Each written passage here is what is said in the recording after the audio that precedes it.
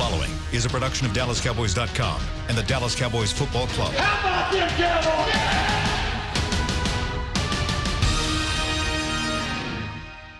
This is Talkin Cowboys.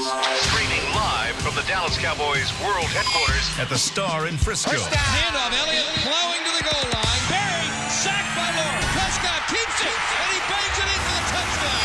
Here are Mickey Spagnola, Brian Broaddus, Rob Phillips, and Bill Jones. What's up? Welcome into the SWBC Mortgage Studio for Talkin Cowboys. Challenge accepted, Mickey. Challenge met. Answered. Cowboys answer 20-13 over the New York Giants in their home opener at AT&T Stadium on Sunday Night Football.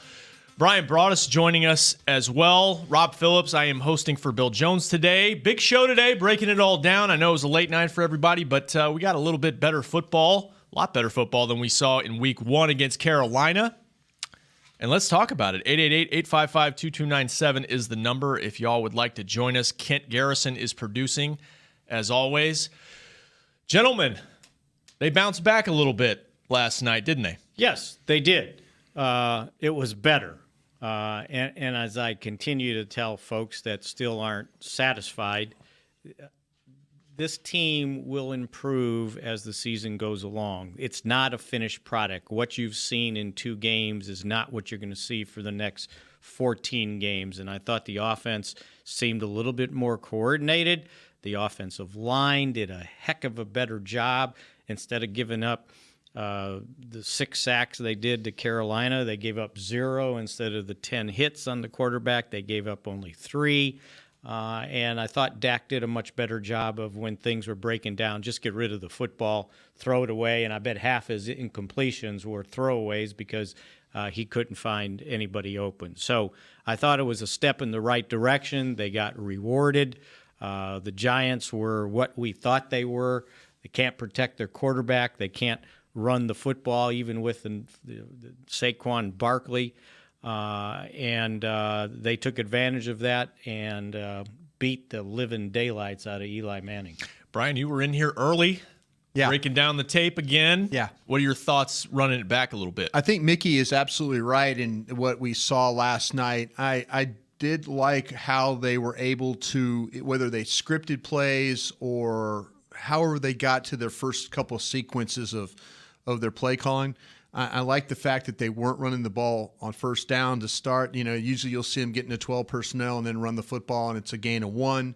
You know, they spread the Giants out. They made the Giants defend the perimeter. The receivers, I thought, did a nice job of getting open. The challenge was on the receivers to have to make some plays down the field. They set up the pass to Tavon Austin with some max protection. They gave Dak the opportunity to make some good throws. But overall, I say you have to think about some really positive things. The protection, the way that Dak had to make a couple throws in the pocket. He was able to do that, but they played what we were talking about more to his strengths. The read option stuff. Him, if he's going to throw for 160 yards, if he can give you another 50 or so on the ground every game, that will supplement what you're trying to do. But Mickey's right. They're not a finished product. I think that you're going to have to find more offense. You're going to have to find ways to sustain more offense. The drive they had at the end of the game, though, for the touchdown was well done, well executed.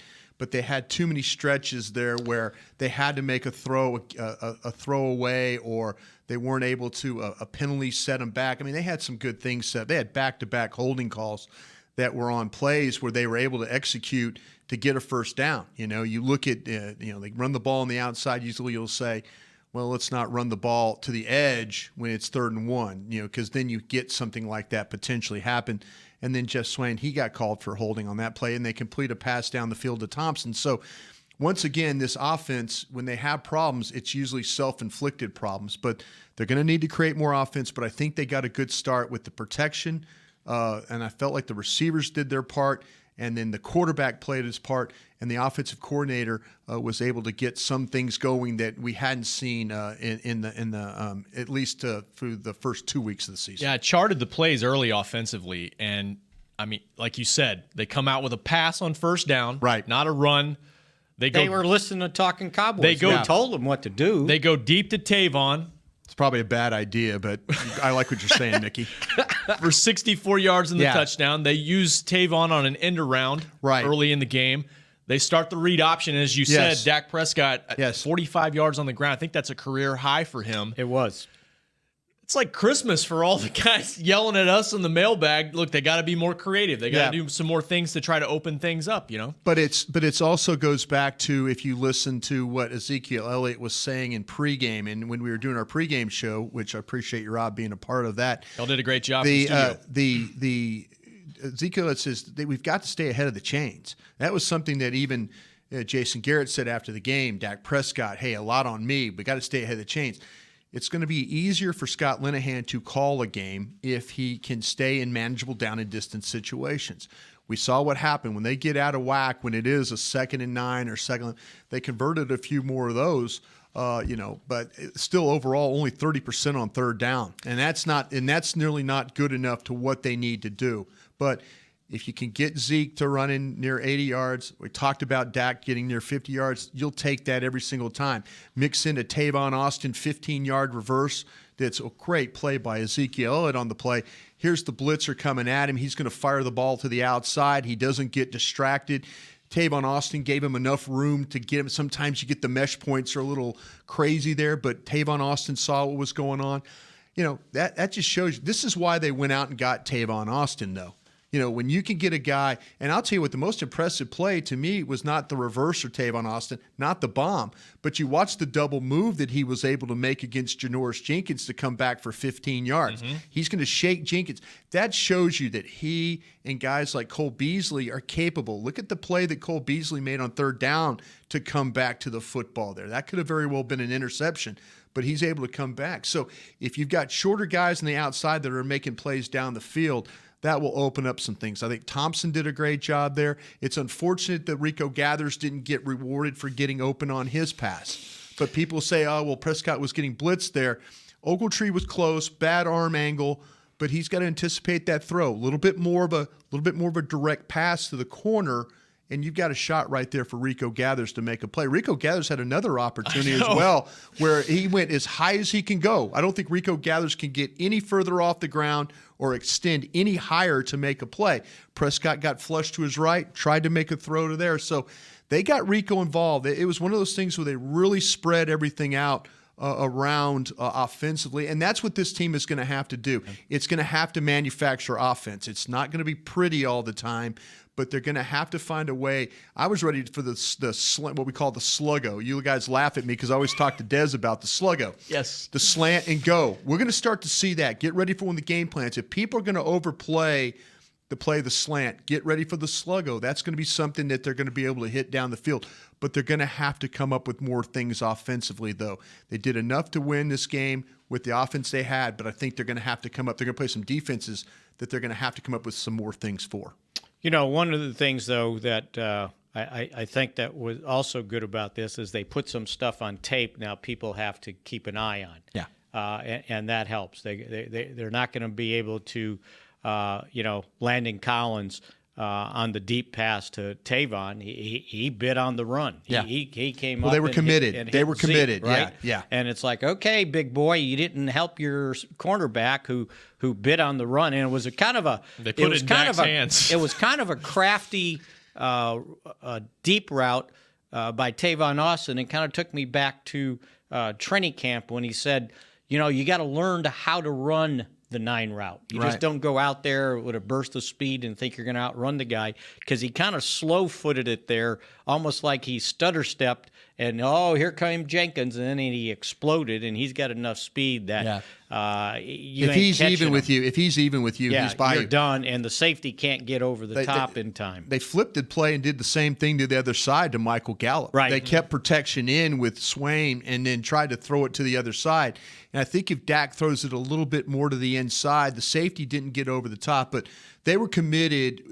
Really, the challenge when you guys opened the show, the challenge accepted. The challenge for Collins wasn't so much at Dak. It was can you guys, these corners, The challenge is we've got to cover these guys. And I don't think the giant corners, Eli Apple got hurt, but I don't think the giant corners did a well enough job. I'm surprised they didn't wear B.W. Webb out in this football game. Well, they sort of did. Beasley did draw a pass even interference. more. He drew the pass. That's what I'm saying. I'm surprised this wasn't a very, Thompson, I think, had 6, 7, maybe 8 targets.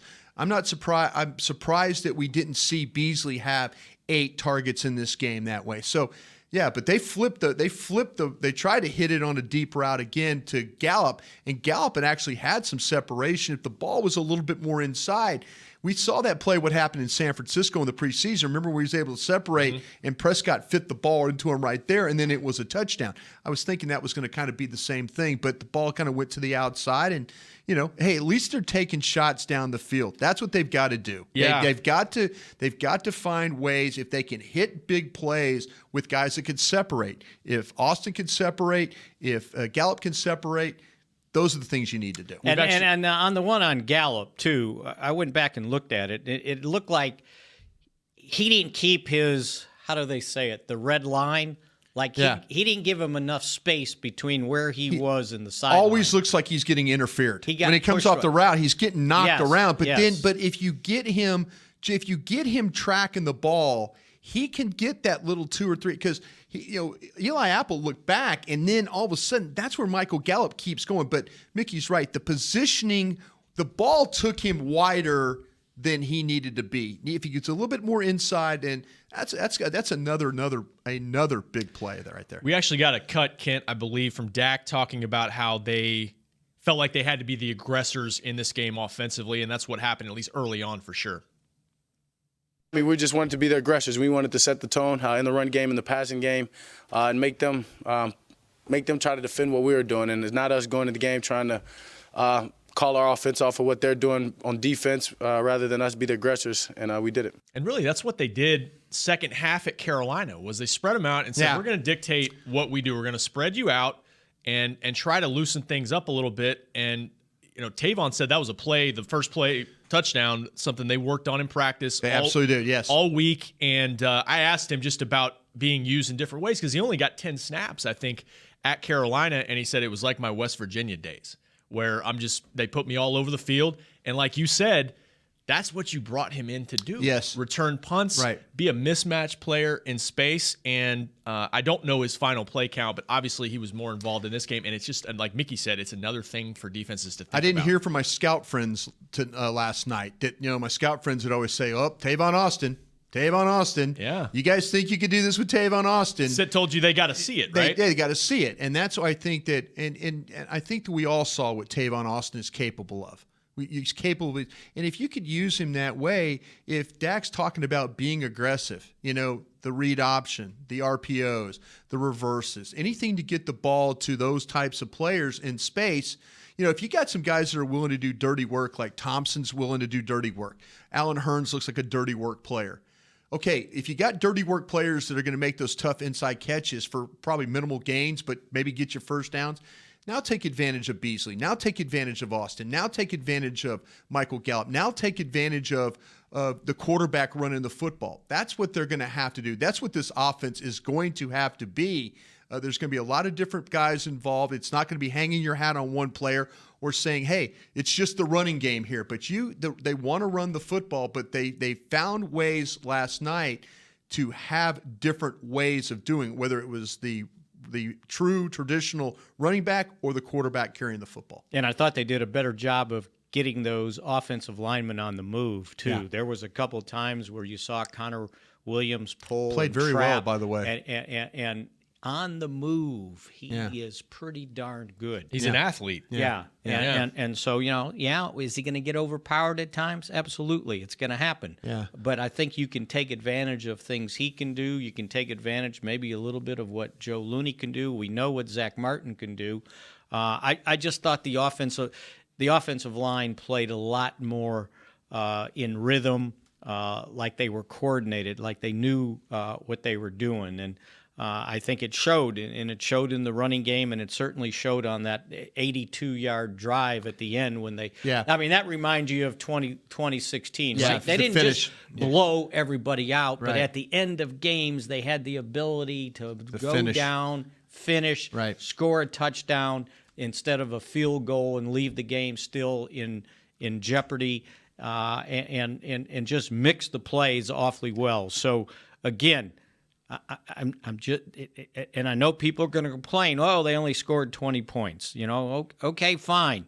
But it was more than they did the week before. Now let's see if they take the next step going to Seattle. If they recover an onside kick, they give up what? Yeah. I mean, 3. Yeah, exactly. I mean, that's where, and that's where the majority of the Giants' total yards were in the fourth quarter. Last 2 drives. They had 100 yards, and they had to get an extra possession to be able to do that. Other than that, after 3 quarters, they had gained 155 total yards. 155. If I could say one thing real quick, Rob, I know you're going to make a really great point. If there's one thing, though, that is a concern about this offensive line, and this happens with Travis Frederick not in the lineup, this is the second game where you've had a Mike linebacker make a lot of plays, and that's with Ogletree. He made a lot of tackles in this game, and he was involved in tackles in this game. And it goes back to pre-snap. It goes back to trying to find ways. I mean, he had a lot of hits. And so, you got to keep an eye on that. Is the Luke Kuechly's of the world, and you're not always going to play Luke Kuechly, but you're probably going to play a lot of Alex Ogletrees. You're going to play Bobby Wagner, unless he's still hurt. Yeah, and if you're a Cowboys fan, hit your knees and hope, on that one.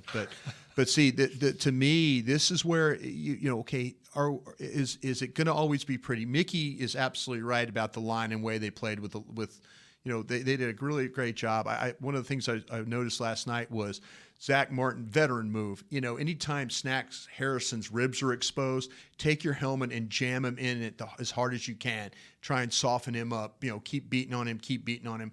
That's what they were able to do last night. They beat on these giant defensive linemen last night, and it helped them some in the game. Went to the body like a boxer? Body. Some body shots there.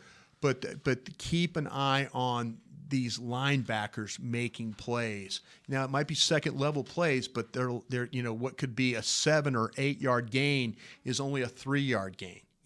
Keep an eye on how they doing that. And that's nitpicky on my part. No, that's good. But it's 2 weeks in where they haven't accounted for a linebacker inside as well as they need, and that's a lot of it has to do because we're so used to Travis Frederick and Zach Martin and those guys doing what they have to do to kind of control that inside. What's the nuance to that in terms of what Frederick brings? And some of it's pre-snap communication, identifying who the mic is, right? I saw that last week. I think it's really about just the overall, and it's quite possible that and Joe Looney did not play bad last night. It's just 2 weeks in a row that Joe Looney has not killed you in a game. No, he's been solid. Yeah, he's been very solid. Yeah. But you just say, okay, if you want to say, what are you missing from Travis Frederick? That's where you're missing. It's probably some communication factor like you're talking, but you're missing that ability to really cut the defense in half. When you get him to secure and then second level, that gives Zeke that little bit of cutback. The couple of the big runs they had last night were when they ran traps with the tight end. They were able, Swain or Jarwin, neither one of them got a block, but they were able to get hats on hats. And then now Zeke coming off the goal line and then going in, they ran a couple of those plays where they ran traps with the tight ends. It worked out pretty well, but they were able to get guys up on linebackers. And that's what they have to have. They have to have more of that where it's a 19-yard run and a 7-yard run as opposed to a 2-yard run or a 3-yard run. Yeah, we saw Zeke hitting the edges a little more, too, in this game. He was able to capture the outside. Yeah. And if they wouldn't have had and I think they were on the move there in the third quarter when they got the back-to-back holding calls.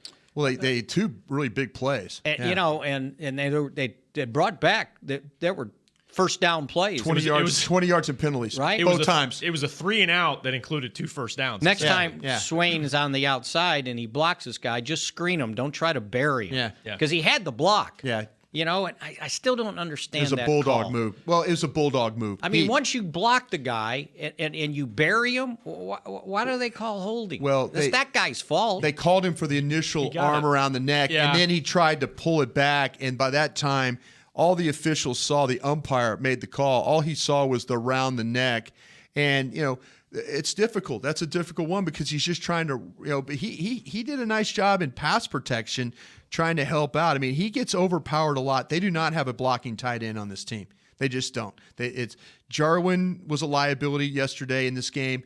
Swain, he doesn't have enough bricks in his pocket. He's trying. They need to get Rico going. Somebody needs to get going here to try and help them a little bit in the running game as far as at the point of attack.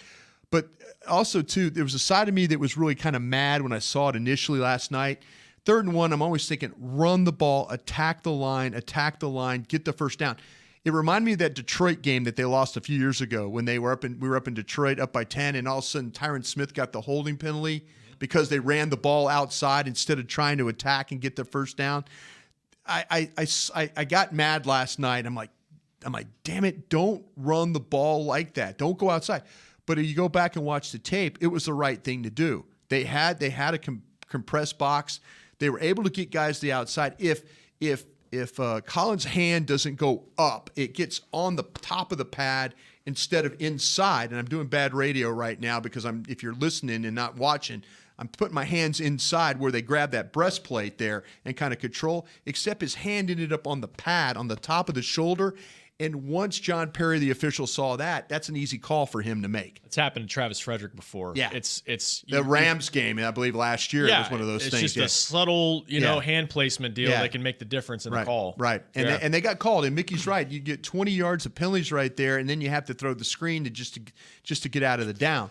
So Dak completed the ball. I mean, he is a pocket pass that on the holding penalty with Swain. But, man, I tell you what, if at 3rd and 1, I'm thinking about, just run it inside. But I give Linehan some credit. He made the right call. They had the block. And then Zeke had the first down and had more if he just wouldn't have had the unfortunate holding. They were efficient enough and dynamic enough early offensively to get a lead that they never lost in this game. They win 20-13 over the Giants. Let's take our first break, guys. We come back. We've barely touched on the defense. Need to do that. A little sack party that they had against the Giants last night. Let's get into that next on Talkin Cowboys. It can be hard to find the right resource for learning about important financial matters. You search how to build savings, you end up reading about the one weird ingredient from supermarkets that can make you taller. That's why Bank of America built BetterMoneyHabits.com, a safe little corner of the internet for answering your financial questions. Full of simple videos and tips, Better Money Habits can show you how to make the most of your money without resorting to random searches that always seem to lead to unbelievable photos of childhood stars grown up. To learn more, visit BetterMoneyHabits.com. I definitely have an Instagram foodie thing, but the low-light camera on my new Samsung Galaxy S9 from AT&T is getting me a whole new world of likes and shares. Baskets of bread by candlelight, colorful fruit plates in full sun. Even a dimly lit Cobb salad was recently hailed as a masterpiece. Come in now and ask how to get half off the new Samsung Galaxy S9 from AT&T. AT&T, more for your thing. That's our thing. Limited time only. See store for details or att.com/Samsung50. The dual aperture supports f1.5 mode and f2.4 mode. Dual aperture is installed on the rear camera. Oh, I am craving a Dr. Pepper. I got some soda. I asked not for soda. I asked for ice-cold, craveable Dr. Pepper. Its flavor is more one-of-a-kind than a four-toed sloth with a thirst for speed. So stop settling for soda and start demanding Dr. Pepper. I love sloths. When you crave a Dr. Pepper, nothing else will do. Grab an ice-cold 20-ounce Dr. Pepper today. Dr. Pepper, the one you crave. To work this big land, you need equipment with values rooted as deep in Texas soil as you are. Like John Deere compact tractors with a 6-year powertrain warranty and big features that help you work less so you have more time to do what you love. John Deere was first in the Texas fields, and we're proud to be on the field as the official ag and turf equipment of the Dallas Cowboys. Find Texas-sized deals at myjohndeeredealer.com/football. Terms, conditions, exclusions, and warranty limitations apply. See dealer for details. Back to Talkin Cowboys. Hey, you need to put Tommy John on your end zone. Underwear that's guaranteed to never ride up. Trust me, I wore it. I wore it yesterday, and I didn't have any problems whatsoever. It's going off script. Plus, it's backed by the best pair you'll ever wear, or it's free, guaranteed. How do you beat that? Shop exclusive Cowboys underwear at TommyJohn.com/Cowboys for 20% off your first order. TommyJohn.com/Cowboys. Mickey has never been not accused of being an in-your-face guy, right? Oh, yeah. Never. Hey! Hey, Listen to me. Hey, you. Hey, I forgot to bring I forgot to bring Brian his free admission tickets, too, by the way. Oh, yeah. To where? Yeah, I left them in the car. You want to get into that? Yeah. Oh, what happened? By the way, It's off air, can I do probably. something real quick? A sponsor of ours is Star Sports Tours, real quick. Yes. And thanks to everybody that came out at the Omni, excuse me, at the Omni the other day. Mickey and I had our Q&A out there from 1:15 to 1:45. So really a lot of great questions.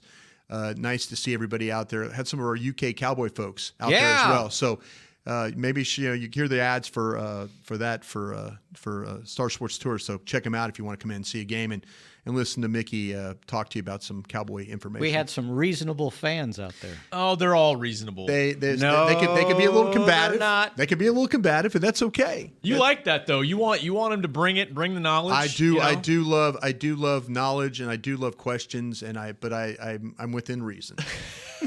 But thank you, folks, to everybody that came out. Really appreciate it.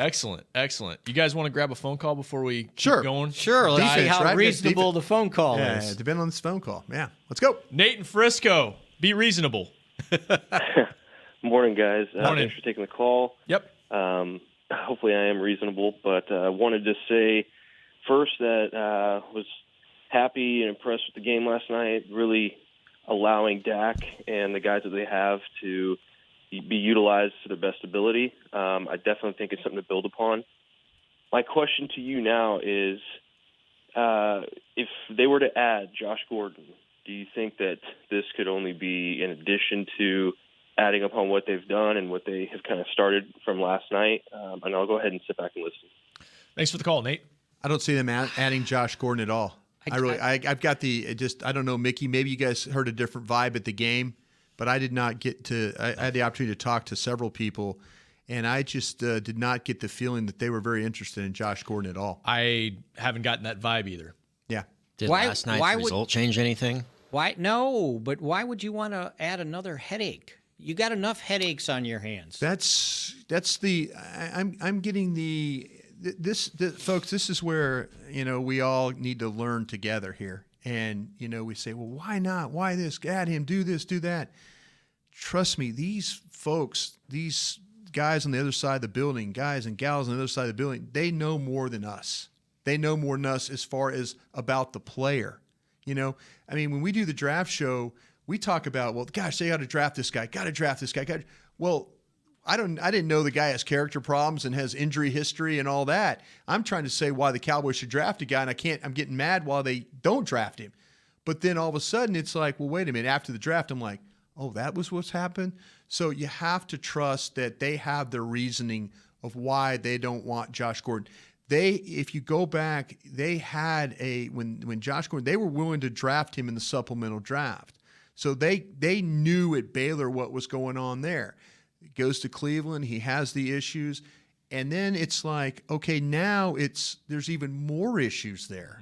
And you just have to trust that Will McClay and the college scouts and the pro scouts and those guys, they're giving Jerry Jones the best information they can about the player. More than what the average person knows. More than what, and I'm sorry, folks, if you get mad at me, and I mean this in no disrespect, more than Vic and Ventura and more than Joe and Flower Mound. It's no disrespect. I'm just talking about fans.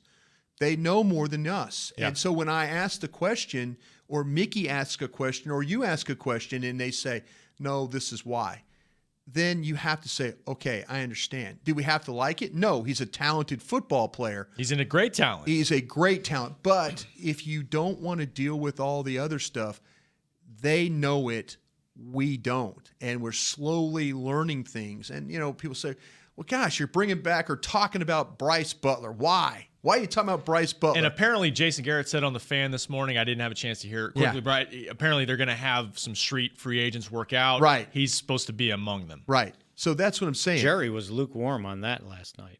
Yeah, that's what I'm saying. Don't always expect is it the best group in the National Football League? That group of Giants are better wide receivers than what Dallas is playing with right now. But Dallas's receivers did a great job of getting open 2 weeks in a row now. They've done a nice job of doing what they have to do. But let's trust what Will McClay, Stephen Jones, Jerry Jones, and them are thinking about a player. Well, Jerry Jones takes chances all the time. He's not afraid. Everybody Randy Gregory, they've been awfully patient with him. Why? Yeah. Why? And they go, why not? Why not take another chance? Things are different with Josh Gordon than there are with other people. Trust me on that. Okay. Trust me on You're that. And when I said, by the way, sorry, Mick, when I said Maybe I he, should have said that in the first place. when I said Bryce Butler is expected to work out today. Not Josh Gordon. I know who you said. Yeah. Apparently the Browns are cutting ties with him. Maybe they're trying to trade him first. We'll see. But he's not going to be part of that organization. I mean, you're nursing David Irving along. You're nursing Randy Gregory along. Yeah. How many of those guys do you think you can take care of on one team? And then on top of that, to double down on what Brian said, they know.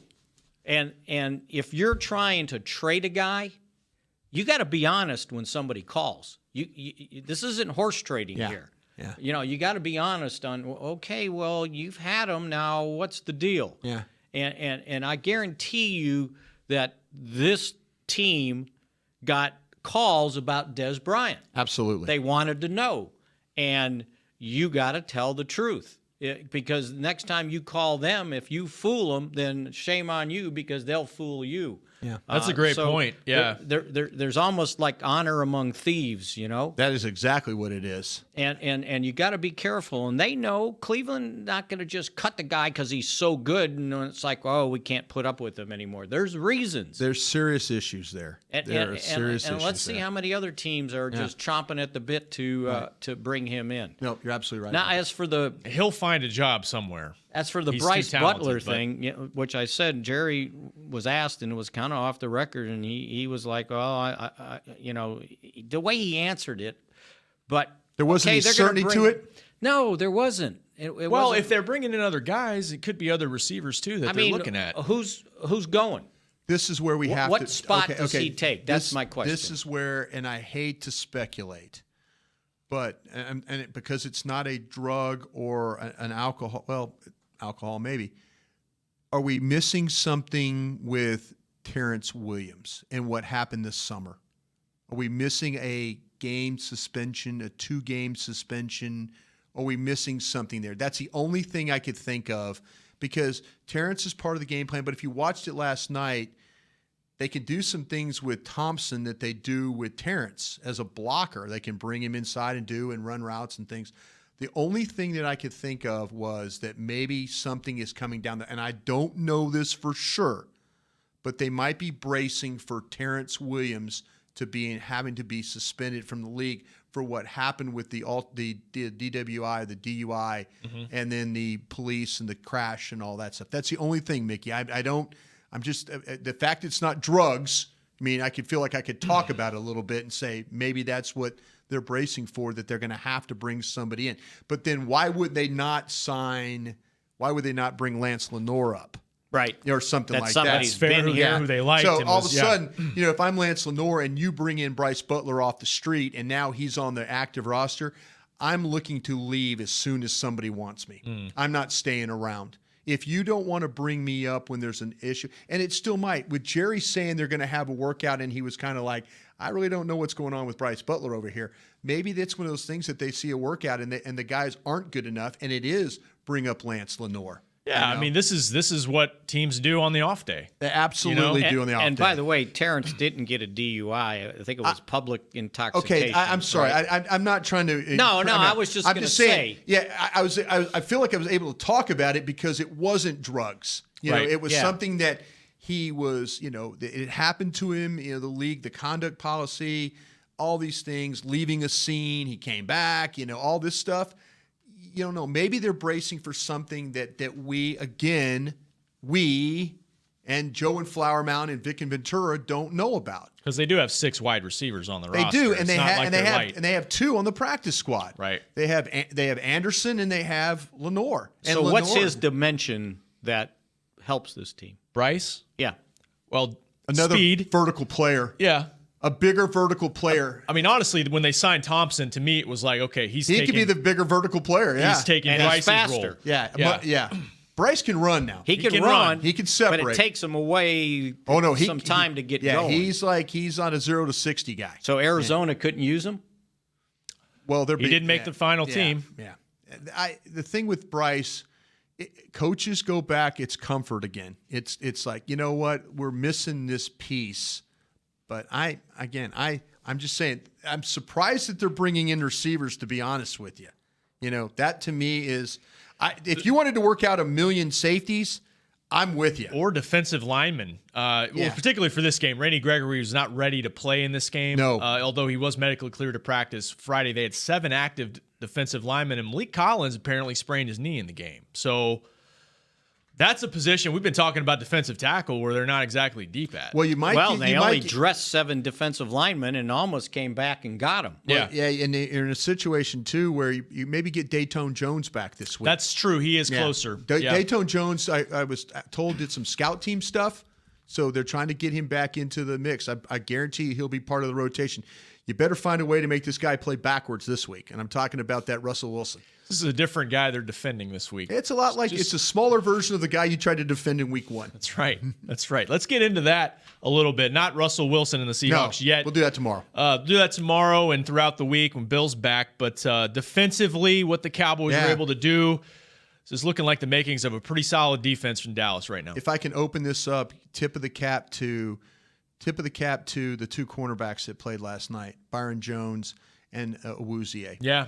Tip of the cap to them, because for them to blitz as much as they blitzed last night, you're stuck in a lot of man coverage. Now, the last quarter of that game, they played a lot of zone. They stayed back. They let things happen in front, rally. But every time that number 13 went down the sidelines or 13 went across to the formation, there was somebody running with him, whether it was a safety, a corner. But when that ball was going down the field, you got to give those guys a lot of credit for the way they positioned themselves, the way they defended the pass. The only real bust they had, and I need to figure it out, we need to ask Coach in the walk-off what happened on the touchdown that they had, because it looked like somebody should have gone with the tight end. Did you talk to anybody? I did not. But it was one of the other. Film showed Leighton Vander Esch pointing over that way towards Jalen Smith. No communication to Heath. Heath on film, when you watch it, guys, is looking dead inside. He's not looking at the Well, he's in no man's land. Was what it looked like. He was playing catch up, so it wasn't his guy. So he was trying when it came. So we need coaches usually pretty good in the walk off of saying had a bust here. This is what happened, or somebody will explain. But on tape, you see Vander Esch point to Jalen Smith. Jalen communicates back. It doesn't get back to. It looks like to Heath. Snap, all of a sudden you got the tight end running down the middle of the field. That's an easy play. That's the only blemish. Now the pass that went down the field to the Lattimore, is it? I always say his name. Yeah. That's just a heck of a Latimer. throw. Yeah, Latimer. That ball. Awuzie is. Hand is swiping, and his hand is just inches from. And that's just a pretty ball thrown in there. Yeah. But it's a big play. It was a big play in the game, but, man, he was right there in coverage. It wasn't like he busted and he was stumbling and falling and grabbing. He was in good shape. It was just give Manning some credit on that throw. Let's take our final break and come back and continue talking about this defense and take some calls too if you guys want to join in. 888-855-2297 next on Talkin Cowboys. Cowboys fans know that the second best of anything simply won't cut it, and your skincare should be no different. A longtime locker room favorite of the players and the official men's skincare brand of the Dallas Cowboys, Dallas-based Jack Black is the #1 best-selling men's skincare brand in the country. Because we make products that help guys look, smell, and feel better. Visit getjackblack.com/cowboys to get $10 off your first order of $50 or more. Jack Black. Look good, smell good, feel good. Official men's skincare brand of the Dallas Cowboys. Star Sports Tours is the only official fan travel partner of the Dallas Cowboys, offering exclusive game weekend travel packages with sideline access and photo ops with current players, alumni, and cheerleaders. That's not all, though. You'll get to talk X's and O's with Senior Director of Player Personnel Will McClay, and of course with yours truly, me, Brian Broaddus. You can trust the official fan travel partner of the Dallas Cowboys, and with us, you'll travel like a pro. Visit cowboystravel.com to book your travel package today. Before there was a draft, you could size up a cowboy by 3 simple factors: the crease in his hat, the bend of his brim, and his unbending attitude. A man's Stetson didn't just protect him from what life threw at him, it projected a rugged, unstoppable spirit. Stetson hats are still American-made with pride right here in Texas. They're still the unofficial crown of all self-respecting cowboys, and Stetson is proud to be on the field with America's team. Find a retailer nearest you at stetson.com/cowboys. What does it mean to be a Dallas Cowboys fan? It means you've got the passion and the heart to do your part supporting the boys no matter what. That's why when the game's on the line, you're on your feet, whether you're at home or in the stands. Actually, you're more than a fan. You are a member of Cowboys Nation, and so is AT&T, doing their part to keep you connected to America's team all season long. AT&T is a proud member of Cowboys Nation. Back to Talkin' Cowboys. When you have a face like Mickey Spagnola and Brian Broaddus, Rob Phillips, old, tired, need help, Jack Black's your guy. You want to use what the pros use? Mickey and I are pros. We're a couple pros. Jack Black is the official men's scare brand of the Dallas Cowboys. Get your Jack Black Playmaker. 4 Jack Black faves plus full-size lip balm. Mickey, you needed some of that lip balm the other day. I saw you struggling with that. That was about 3 weeks ago. Yeah, you were struggling. For just $10 with free shipping, you get this at getjackblack.com. Use the code Cowboys for that promotional item. Jack Black, great stuff. I don't understand how the shaving lube works. It is brilliant. You don't make a mess. Beard right? lube? Yeah. You put it on there, and then all of a sudden, close shave. You don't feel like you're even using a razor. Yeah, it is. How does that happen? It is so smooth. You got a smooth face today, Mick. Yeah. I'm just now looking at it. It looks fantastic. Look at that. That's what I'm saying. He's got a face. He's a pro. We got a couple of tired, Old tired faces. The moisturizer works great too after you shave. And their sunblock's good too. They got a lot. I mean, just go check it out. GetJackBlack.com. Those folks over there will take care of you. Local company, part of the Dallas Cowboy family. We're really excited to be with those cats. By the way, real quick, touching on the special teams. Brett Maher, 2 for 2 on field goals. Oh, he can make field goals because he got that miss out of the way. Got it out of the way. Mickey told that story, by the way, at Star Sports. And I'm looking at him like, Mickey, don't do this. And then he just went after whoever asked that question. Mickey, poor guy. What did he ask? Well, he asked him. He goes, "Are you glad you got that first miss out of the way?" Whoa. Meyer looked at him like, he wanted to say like, "Are you crazy?" He goes, "I never want to miss." I'll tell you what, a lot of missing going on in the National Football League. Kickers. That's where I was going. Dan Bailey could have a job soon if he wants one. If not already. Minnesota drafted that Carlson guy. Like a 5th round pick? Yeah. Well, I'm looking at Cleveland missing 4 kicks, 2 field goals, 2 extra points. Well, Yikes. Minnesota missed, 3? Including 3 field goals. A makeable field goal to win the game in overtime. You know what I learned yesterday, and I didn't know this? Overtime is now only 10 minutes. You forgot it. I forgot that. We might have a tie every week. It's going to be like man of the match soccer. There will be some man of the match soccer matches. You know what? Going on There's going to be some complaining. Why is it only 10 minutes? We've had 2 ties the first 2 weeks of the season. Too many. You're not playing long enough. Kind of like 1967, Mickey, when your favorite team finishes 9-6-1 or 9-6-2. One of those things. Cowboys had a few ties early days. Yeah, they did. Sure did. All right, they had a few sacks last night too. Sure did too. How many? 6 by 6 different players, and we tried to get that stat after the game. When's the last time, or has that happened in team history, and we haven't gotten it yet? Hopefully, get it today because I'm curious. That's rare that it's spread around and it's that varied. And I think number one, it shows you 3 things. The Giants have major protection problems. Huge. Major. It's going to cost some games this year, I think. Because a lot of games. It already has cost them 2. They have get ready in weapons. Houston next week, too. Yeah. 2, this is a defensive line that's got some talent. And 3, this is just, to my eye, they seem to be more aggressive blitzing so far this season. They've sent in more guys. Am I wrong about that? Or somebody calling the defenses occasionally? Huh? Somebody else calling the defenses occasionally? I didn't say that. I don't know that exactly. Mickey, you think so? But I think they're sending their linebackers. They're sending safeties. It's a 2-pronged thing, though. Let's go back to what he first pointed out about the defense. Yeah. When your corners are holding up and you trust them, then go you get can them. send guys. Sick them. Because there's always this idea that when you blitz, that solves all your problems. Well, you got to get there. Yeah. And they're getting guys there. Right. I think they've got some linebackers who know how to get there. They blitz Kayvon Frazier a couple times, and he slot blitz going too. Yeah, he seems to get there. Yeah, and so when you're having success and the opposing offensive line is totally confused, it wasn't like a lot of times that they just physically couldn't hold up. They didn't know what they were doing. Yeah, They were playing games inside. They were blitzing. But, yeah, I like it. But I think when you trust your corners, then you have the ability to do that a little bit more. Plus, the quarterback's not going to make you look foolish. Kent, we've got a cut from Jason Garrett, correct, on the sacks and the pressure that the Dallas defense got last night?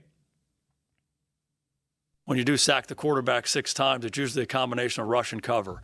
And those guys were getting up the field and getting after him, a lot of different guys around the quarterback. But typically, the coverage has a lot to do with being able to get to a quarterback like that consistently throughout the game. So the man-to-man coverage that we're in against some really dynamic players, and also how we played our zone coverage to limit the opportunities for him to throw the ball quickly. The other thing that stood out to me, Saquon Barkley, who is a beast, by the way. He is going to be – How many targets he have? 16? He had 16 targets. He had 14 catches for 80 yards. Yeah. And if you're the Cowboys, you'll take that all day as opposed to Odell Beckham, 4 catches for 51 yards. I mean, no question. My key to the game was you got to limit the big plays, and they got a couple late, including a touchdown. But – when Cowboys trying to manufacture points, a couple big plays can get the Giants into scoring position. And they really didn't allow it. And a lot of this stuff from Eli was just bailout throws to Saquon to try to save face and get some semblance of yardage. Because they ran the ball 11 times with him for 28 yards. 2.5 yards a carry. Yeah. So they shut down the run, did a nice job of that, got pressure. By the way, and I know this is like way off base, but 9 sacks in 2 games. Yeah. That factors out to 70 sacks in a season. Whoa! Yeah. Now, that's not going to happen, right? How do you know? Well, I don't know. I don't know that you can get David Irvin in here. We'll have 8 right there. Just think if you had Irving and Gregory on the field at the same. And by the way, one of the unsung guys on that team and this is 2 games in a row now, is Taco Charlton. Sure. Yes. He played well again. Yes, he did. Which has allowed the Cowboys to move Crawford inside. They have. And he's kind of a mismatch guy in there. He caused a lot of problems. Now, I know he got 1 sack, but a lot of the stunts they were doing involved him inside. And, his motor is really going, and you combine that with Woods, how he's played. They even moved DeMarcus Lawrence inside a couple times, I saw. So, you get Gregory back, you get Irving back. They got something going in there. You talk about Taco, and he had the sack, and he got some help from his teammates. But if you look at Crawford's sack, Crawford is going to run the great polar route. He's going to come all the way from the left, all the way around the right. But it was such a nice rush by Taco from his right end. He went down so hard inside, and he picked off Hernandez. And once Crawford was able to clear Hernandez, really Manning had nowhere to go. Eye level down, he's trying to move. But that's, it's usually Crawford the one that's kind of helping his teammates get home. But you talk about Taco, if he's lazy and gets knocked around and doesn't penetrate as deep as he needs to penetrate, well, maybe Crawford doesn't get home on the sack. That's just guys unselfishly playing for each other right there. Yeah. Not thinking about themselves, but thinking about how can I do my job in order to get somebody home on the rush. They've had this happen quite a bit in these 2 games. And the sack that Taco got, he was unblocked, I believe, just because of the blitz. But Jalen Smith, again, they had a bust inside, and I don't know what Nate Solder was doing. They should have bumped that thing all the way out. It reminded me very much of what happened last week in Carolina with Ezekiel Elliott. But if Jalen Smith doesn't attack the A gap the way he does with Sean Lee, that brings the back. Stewart has to step up because you want to pick up the first blitzer and let the widest rusher, let the quarterback handle that guy. But Taco was on him so quick that there was no way they could get the ball off. But again, that was Jalen Smith attacking the A, Sean Lee attacking the B, and making that back have to step up and take that. The other guy that got a lot of snaps when Lawrence needed to go get an IV, Dorrance Armstrong was out there. Played really well. Quite a bit, yeah. Which it helps his development, right? He gets snaps. That's how you get some snaps. And the same thing with Leighton Vander Esch. When they're up 3 scores, it's like, okay, Sean, 7 tackles. Quit running up and down the sideline, showing everybody that your hamstring's okay. Right. Go sit down. Yeah. We're going to play this guy. We'll save you for next week. And then he finally talked his way in for that second onside kick. He did not want to have to go out there and play defense again. Yeah. He was like, okay, that's enough of that's this. That's enough. Right? Take that guy off the field. We're not – but, yeah. And Sean said it's more of a cramp dealing with the hamstring. He said it shouldn't affect him for next week. Talked about that in the post game last night. That's good news. But to get those young guys snaps like that is invaluable, because if you think about it, even go back, how many times do the Cowboys have a lead, 17-point lead, whatever, going into the fourth quarter? They're in so many tight games. Right? And they only had 7 defensive linemen active, but they all had to play, and those snaps are just invaluable. I'll guarantee you, Dorrance Armstrong. The other thing about Taco, we always talk about sacks, but he's done a better job setting the edge. Like, he's gotten stronger. Robin Aronelli told me he did a nice job, actually, in the read option stuff. He kind of did his job with some of the stuff Newton was throwing at him that was successful on the ground. And he did tell me he wants him not playing as many snaps. I think more like 30s as opposed to 50. Necessity. Out of necessity. He's done the a nice starter. job. He's the starter. He was out there almost every possession. Yeah. And it looked like the safeties were out there a lot, too, again. I bet they played every play except Heath had to come out. Campbell came out. Campbell went in for one play for Heath, right? He got the wind knocked out. Yeah, he did play. Yes, he was inactive the first week, I believe. No, Ibrahim Campbell. They both were active. They both were active, but and Tyree Robinson, and they didn't play a snap in week 1. Snap, yeah. They're Kayvon's not coming off the field with that shoulder deal. No, and he had a nice, and he ran into Barkley one time at the point of attack, right shouldered him, and I'm just thinking, oh, geez, hold up. And he looked okay, no worse for wear there. They need him to keep playing as well as he has. Campbell came in, and I think I wrote down, Huff's in the game. Huff. And, maybe you get Xavier Woods closer this week, although with hamstrings, as we know, it's kind of a week-to-week, day-to-day type deal. All right. He looked like he was running pretty good. Yeah. And by the way, Anthony Brown's a terrible scout. Purdue. Oh. Mm-hmm.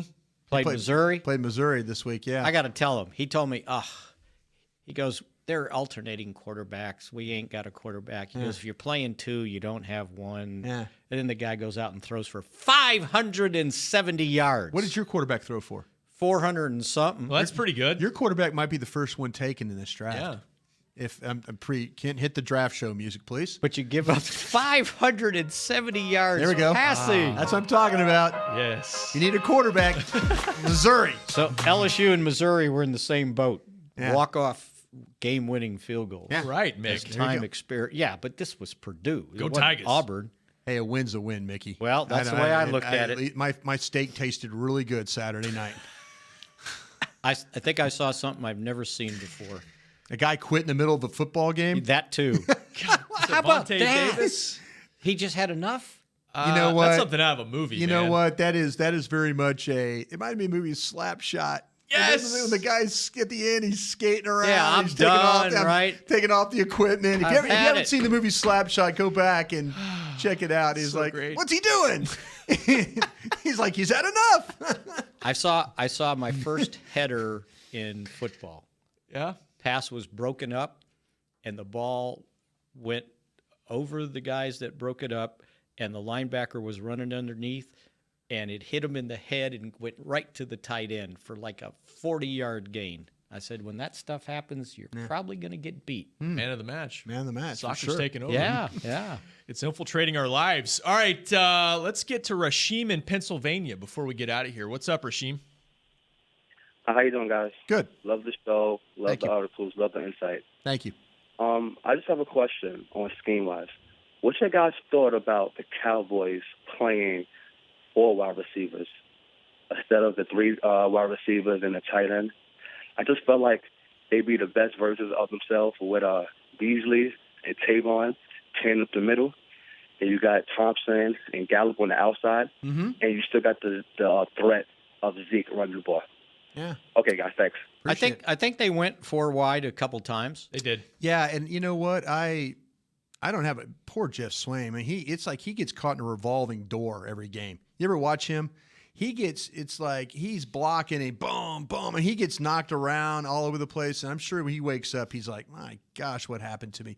But yeah, I feel like though that playing the four wides with Zeke as a threat, I don't think that's a bad idea. I think you'll see some of that. I really, really do. I mean, that's not one of those things where I would go, why are you taking him off the field? The tight ends haven't really. I mean, I don't know if you could say they've even been okay. I mean, Swain helped him with the deep pass and stuff like that, but it's just been kind of a group just kind of plodding along here through 2 weeks. So if you want to add another playmaker out on the field, if it's Austin and Beasley and Thompson and Hearns or whoever, or Gallup, yeah, why not? Why not? A lot of receivers they're trying to get to.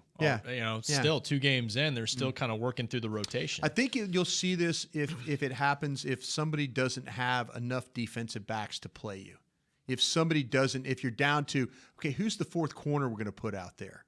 Sometimes in matchups you keep the tight end on the field because you feel like that Swain is a better guy than the safety that's covering him.